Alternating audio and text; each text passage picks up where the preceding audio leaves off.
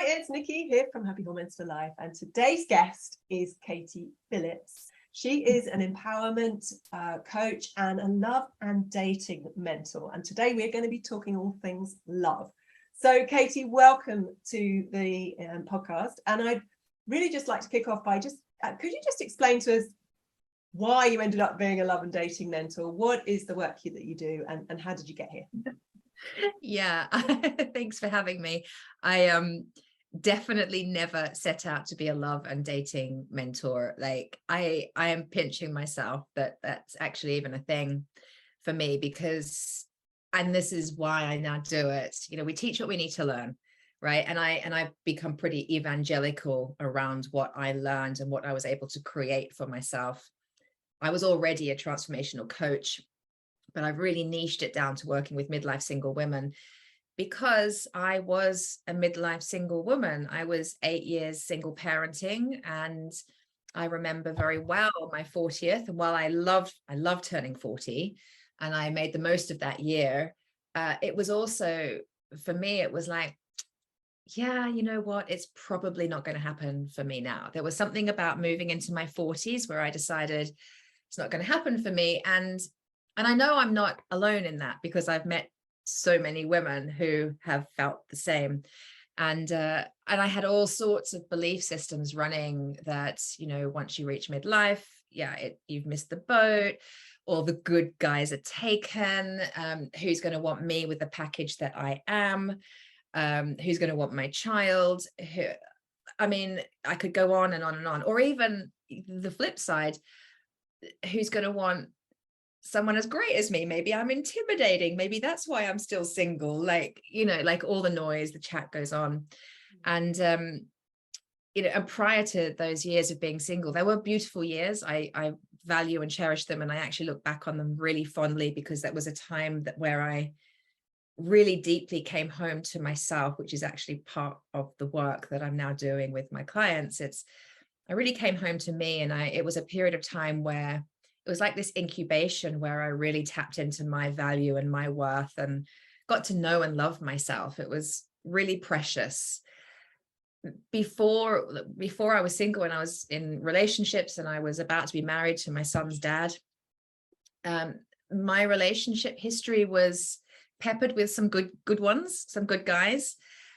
And there was some significant dysfunction in several. And there was a lot of pain and a lot of heartbreak and a lot of drama, a lot of addiction, codependency, narcissism. Like I kind of went through it all in quite a short space of time. And so then when I was single and it still wasn't happening for me, I just kind of thought, it's just not meant for me. I don't know what it is, but I'm just not meant to have that great love and that healthy, empowered, like mutually supportive relationship. Until I did. So hence the evangelical, you can do it too. That is what happened. Well, I got a lot of support. I decided that I wasn't going to give up on my desire. And that's a big part of what I'm sharing with women now is, not everybody wants to be in a relationship. Not everyone desires that track in life. I did. And I think if you do, your desires are meant for you, and you've got to absolutely go after them. And I went through a period of time thinking it's not going to happen for me. I'm just going to accept this is my path. I'm meant to be single. One day I'll look back and understand why. And then I woke up one day and went, no, I'm not going to give up on this desire. I really, really, really want to create a healthy, happy family. That was so important to me. And so I got a lot of support, and with the help of some really powerful coaches, I was already a master transformational coach, by the way, at this point. And I was helping women with all sorts of things in their life, including meeting their soulmate. Like my clients were doing it. It was professionally humiliating for me. I'm like, well, they can. What's wrong? Again, what's wrong with me? So I just went even deeper into my own healing and understanding what I believed about men and women, about relationships. I had a very deep distrust in the masculine, full stop, that needed some real attention. And it was really a journey towards becoming magnetic, I would say, where dating stopped being this thing I had to do, and I had to like get on all the apps, and I had to make the effort like a full-time job. And it was more about, could I make myself energetically available to receive him? And the process of being energetically available to receive involves clearing out anything energetic that's standing in the way.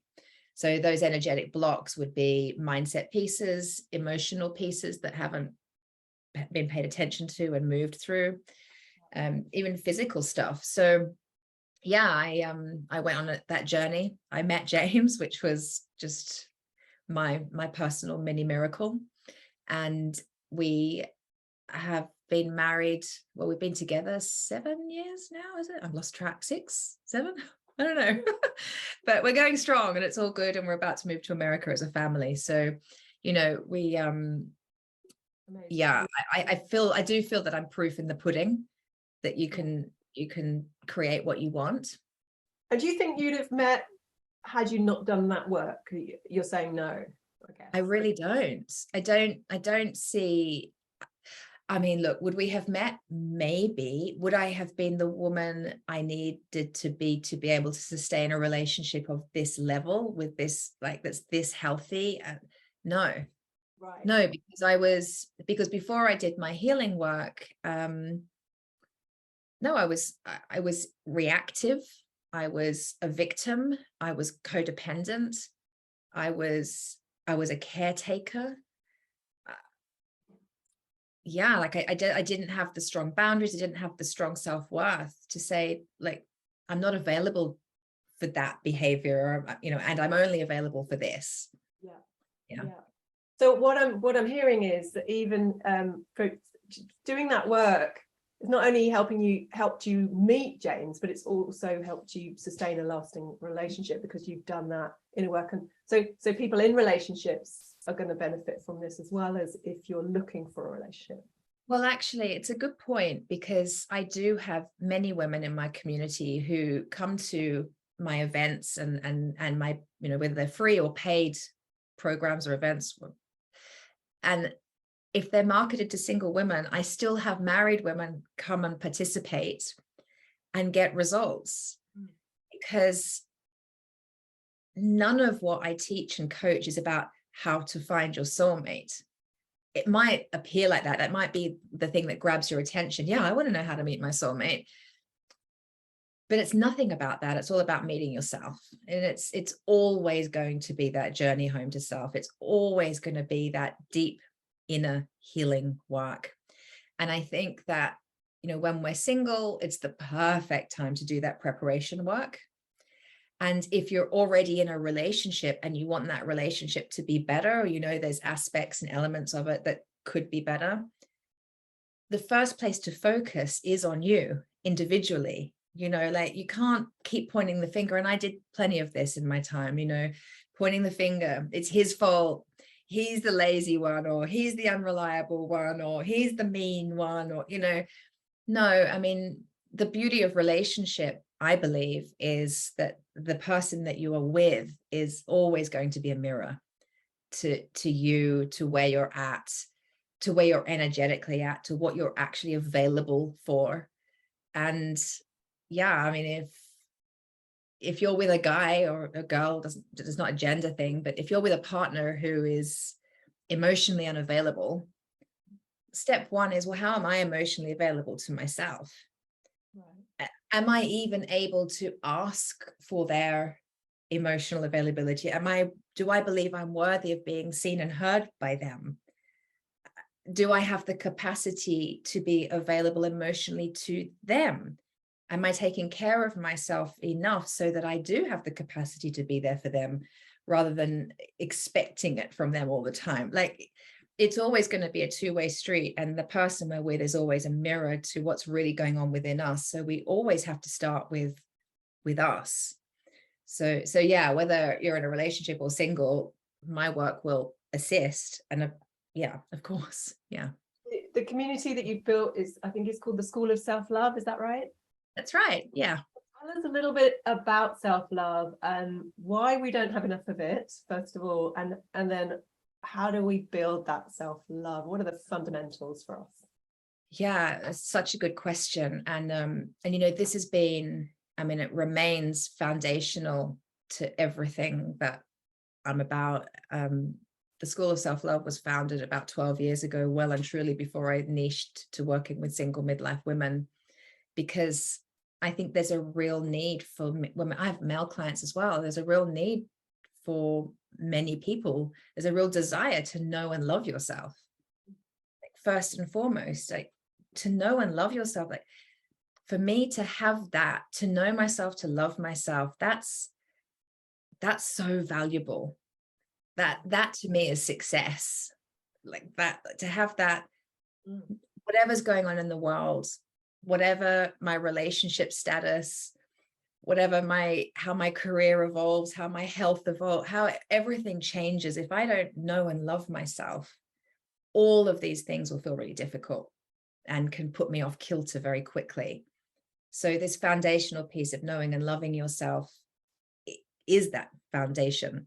And what does it mean to love yourself? I mean, to me, it's about noticing where our thinking is self-sabotaging and self-harming, because a lot of the main thoughts we tell ourselves is self-harm.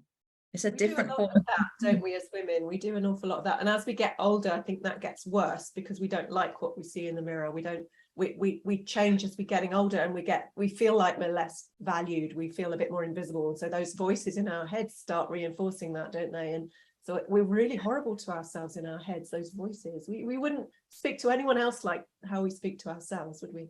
No, and actually that's a really valid point, because self-love invites you to speak to yourself as you would a small child, or as you would your best friend. Like, you'd never say to a 5-year-old that's learning to ride a bike and they fall off, you wouldn't say, oh, for goodness sake, you're ridiculous, aren't you pathetic, try harder, do it again. Or you're never going to be good enough, you're never going to be able to do that, everyone else can, you can't. I mean, this is the stuff that we say to ourselves all the time, every day, all the live long day. And so self-love invites us to take a slightly kinder, more compassionate, understanding angle, and it is that lens that we begin to see ourselves through. Self-love invites us to really honor and feel our feelings, rather than allow them to build up. Like, we think we're so clever in this day and age to distract ourselves from what we're feeling. And I can totally distract myself through work. I can do it through Netflix and a glass of wine. I don't have to feel my feelings when I can numb out. We've all got our things. I used to throw myself into relationships, so I would focus on him and his problems, so that I didn't have to focus on my own needs and how I felt. Some people will drink, some smoke, some eat, some do online shopping, some it's sex, like whatever it is, but we've all got our thing, or multiple things that we do to distract from how we feel. And that's incredibly self-harming, because when we look away from the anger or the sadness or the guilt that we're feeling, it doesn't actually go away. It doesn't go anywhere. It's still there. And the more we ignore it, the more we push it down, the more it's actually making us sick. And because it's a real toxic energy in our body. You know, this is like, you live and breathe this. You would see this all day, every day in people where emotional repression is causing toxicity in the body and causing ill health. That's not very self-loving. But the thing is, a lot of what I teach around how to love yourself is, it might sound simple, but the truth is no one ever showed us before. No one perhaps made it safe for us to challenge our mindset, to allow ourselves to have emotional expression. It's a relearning, it's a new way of doing life. And it's quite surprising that we didn't know until we know. Well, right? I think also, if you're growing up with parents who are like that, that's the only model you know, isn't it? So you've never been shown any other way. And as soon as we get into the education system, and then further on, it's even more reinforced, isn't it? So you know, none of us have been brought up to really do this well. So thank goodness people like you here to show us a different way of looking at it and thinking about ourselves.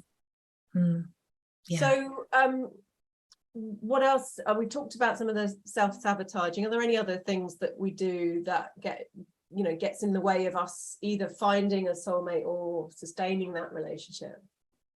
I mean, where do I begin? There's so many things, but I feel like what's coming to mind at the moment is, it's like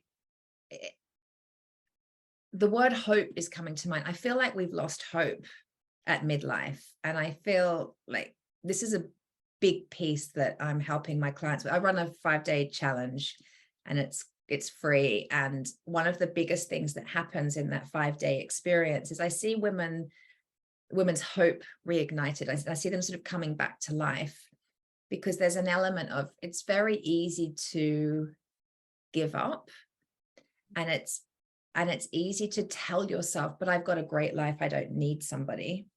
Yeah. And it's easy to dismiss the real desire of your heart to be in relationship with someone, to create family together, and just tough it up and get on with it. Because most of the women I'm coming across, they're super cool, they're resilient, they're survivors, they got it going on, they know how to do a good life, and they'll suck it up and have a good life regardless of being single.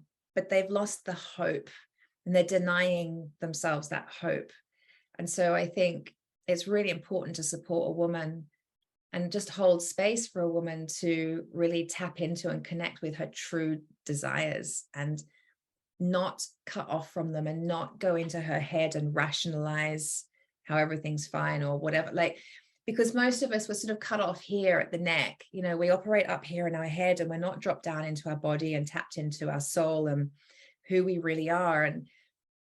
And if we're not dropped in down here, which is the home of the feminine, if we are always staying up in our head, the home of the masculine, there is a huge disconnect. It causes anxiety, and it means we're feeling, for me, like it feels soul destroying to cut ourselves off from what's really going on in here. And self-love invites us to continually, persistently tap into that, rather than what we've been conditioned to do. And the habit is to come from our head, which actually doesn't ever have the answers for it. Our head is like, our head, when it comes to dating, our head wants to figure it out. Our head's like, okay, so how are we going to approach this dating game? How am I going to make how am I going to make this work for myself? Nothing wrong with that per se, but women then wonder why they're exhausted by dating, and it feels like another thing to do. When a woman can come down and settle into her spiritual self and in her femininity, and so dropping into her body and her heart, suddenly it's all about, where is her energy at? And when that becomes our focus, and less what's going up on our head, when we're more focused here on, where's my energy at? How am I feeling? What do I need? When we're in that space, we become really magnetic, and what we want can actually be received without having to figure anything out and do anything with it. But we haven't been shown this like kind of weird woo-woo way of doing life, except that it works. It's not weird and woo-woo, it works. And I really love to inspire hope in women, that they can learn a different way of doing life. They can learn a different way of relating to themselves, and a way where they can honor who they are and what they desire, and receive it without exhaustingly having to figure it out and do it. So, Katie, you just reminded me of, my story of meeting my husband. We just celebrated our 25th actually wedding anniversary. But congratulations. And thank you. And I'm grateful every single day of those 25 years, because I nearly let him go. And the reason for that is that I was in my head when we met. I had a checklist. So I was ticking off all the things that I was looking for in my head. So yeah, our relationship was very like, well, is it going to be long term? Well, he's got this and this and this and this, but he hasn't got much of an education. He didn't travel like I did. And stupid things like that. I mean, they mean nothing, but in my head there was a checklist. And so actually, when we came to start talking about the next stage of our relationship, this checklist was like, oh no, it's a no. yet my gut was going, this is the right guy for me. I don't understand this. And I was in absolute turmoil because my head was saying one thing and my gut was saying another thing. And I didn't understand the difference. And it wasn't until I could unpack, I did some therapy around it, and I was unpacking this bit, getting more into the body and thinking, oh my God, I've realized that my brain was trying to get in my way and self-sabotage me. My goodness. And luckily I found a way to ignore that. So the logical side of things, the mental side of things, and go with my gut. And here we are 25 years later. So that's a complete I guess justification of what you've just said about that mismatch between the body and the brain going, yeah, logically he doesn't tick all the boxes, but actually he really does. And those couple of things that he's missing do not matter. Yeah. And I love that you brought that up so much, because I mean, I have a program called Love Alchemy, and one of the modules in that is called your man menu. And the idea, and I know that I do have some clients that are calling in women, but mostly I attract women calling in men. So I'm just not going to go into that right now. But the man menu is get specific about what you want and what you're calling in. Like, what's your non-negotiable must-haves, non-negotiable cannot-haves, and then nice to have. So we do these columns. And then the invitation is to completely release and surrender that. Oh. So it's nice to like tap in, like, because it's important to know what you want, because to answer your question earlier, another thing that women do is they focus on what they don't want way more than what they do want. And when you focus on what you don't want, that's all you're going to see. Yeah. You're going to see a lot of that, right? Because where your attention is what you're seeing, is what you're creating. So that's the purpose of the exercise, is to realign with what do I do want? And it's going to bring stuff up around, am I worthy of that? Is that even possible? Is it a pipe dream? And we can work with that. And then it's, well, let's just surrender that and let that go. Because like my list, when I look at my man menu, and I've still got it in a journal, like what I wrote to call in James, he is all of the emotional qualities on that list. He's not the physical or the financial qualities. Okay. Right? And that's definitely up there, wasn't it? Oh my God, it's so up there. And actually in our wedding vows, I said, I love your heart. And that's it. I mean, I love his heart, and I will never, ever stop. But his heart and soul, I'm like, I get you. I see you. I know you. And I feel at home when I'm with you. And are you an olive skinned sort of Greek Adonis with lots of dark flowing hair? No. He's a tall, like British bald guy who I happen to find really attractive. It wasn't on my list though.